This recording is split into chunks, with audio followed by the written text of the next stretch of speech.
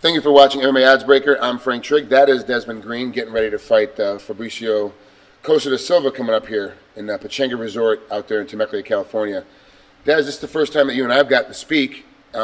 We haven't caught up beforehand. Usually with a lot of the guys that I talk to, I like to try to catch up with them a couple minutes before. Fill me in on what's it been like this training camp, trying to get ready for a big fight on Spike TV.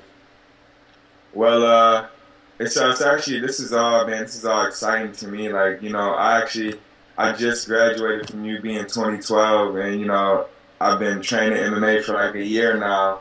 So, I've been like last year I got like 9 fights, and like at one time I fought 3 times in 1 month.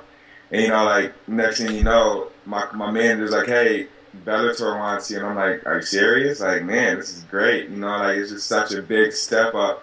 So like, I'm excited, man. I've been fucking. As soon as I found out I got the offer, I quit my job and I just started training full time. I've been in the gym 3 times a day and just nonstop. Like, I'm gonna take this tournament by storm. I'm taking everything serious. What was the job that you quit? I was working at Walmart. I was working part-time at Walmart, cashiering and then training. Because I'm originally from Rochester, and actually. Funny story, when I got in touch with my manager, he wanted me to come up to Ithaca, and I came up there and I liked it so much, and I was so involved in my career, wanting to make it work.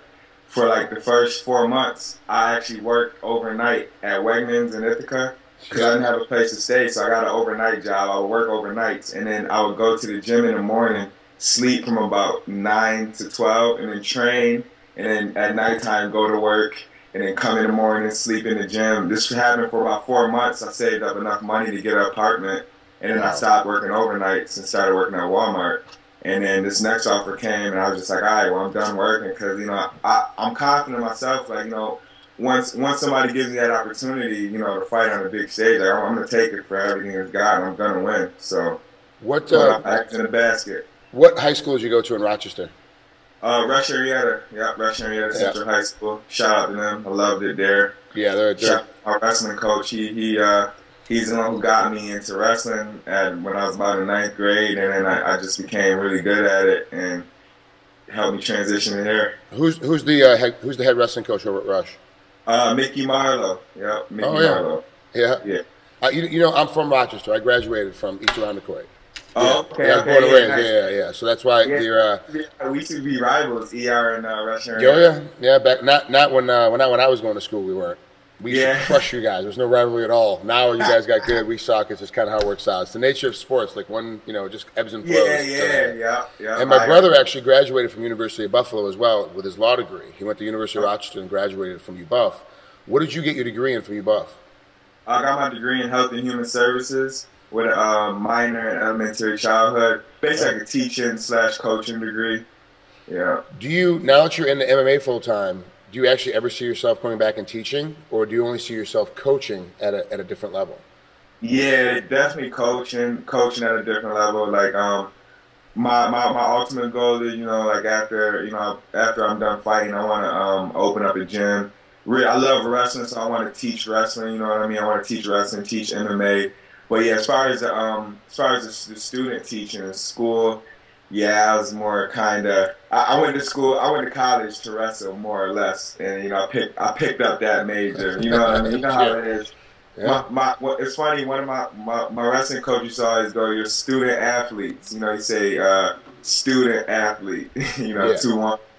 Yeah, no, that's how it went. With the same thing for a lot of us that wrestled in college.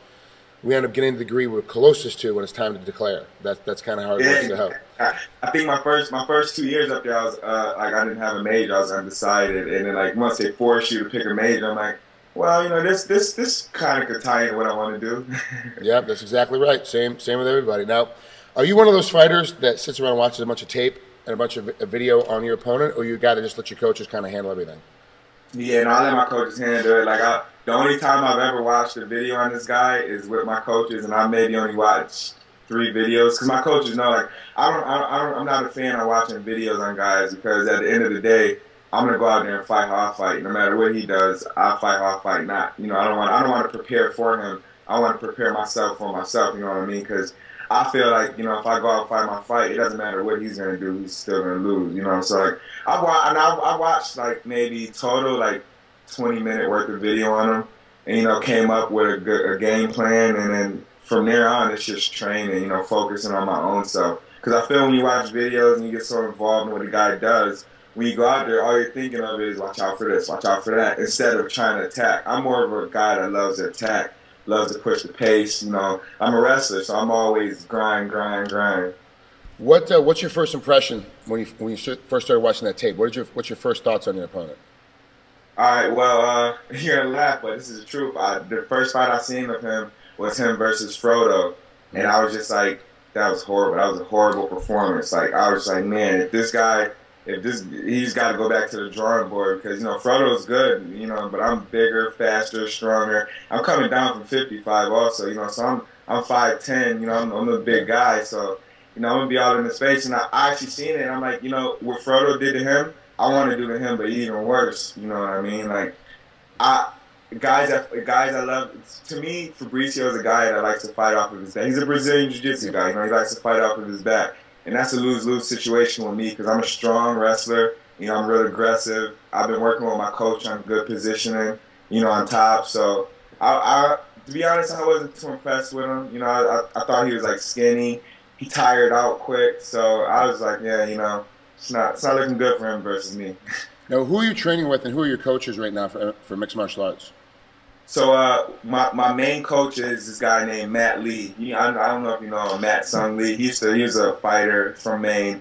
He's been like my man. Like, me and him been going like 2-3 times a day privates. He's really good with Muay Thai, nice purple belt in Jiu-Jitsu, and he's just like, he fought Eddie Alvarez and went to a split decision with him a couple years back. Oh, so yep. So he's my main coach, and then we have Ryan Ciatoli.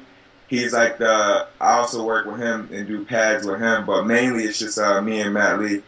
Who's gonna corner you when you come to California this next week? It'll be Matt Lee and Ryan Ciatoli. Yeah. Is this your first time traveling out of state to go fight?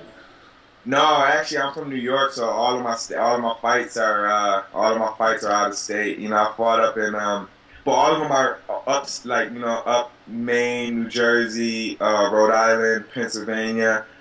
This is my first time going out to the West Coast. So, but I'm kind of used to the traveling, but not as far as the West Coast. I'm pretty excited, you know. You'll have a good time. Unfortunately, Temecula is not a good example of what the state of California is as a whole, but it's a nice little town. It's a nice little casino. The folks there are really nice. Like, you won't have much time, but if you get out in the economy, you sit there and hang out with the folks, and it's actually a really cool little spot. Yeah, I'm actually flying out Sunday, so I'll be there for a little bit. And then I'll be there for. I actually got a friend that lives like in Poway, so he's gonna show me around a little bit. You know, we'll probably go out to Vegas and after the fight. I'm excited, man. I'm gonna whoop this guy. I'm gonna whoop him bad. Des, thanks for coming on here to MMA Oddsbreaker. We'll let you get back to training. We appreciate it. And good luck this next week, bud. Thank you. See you.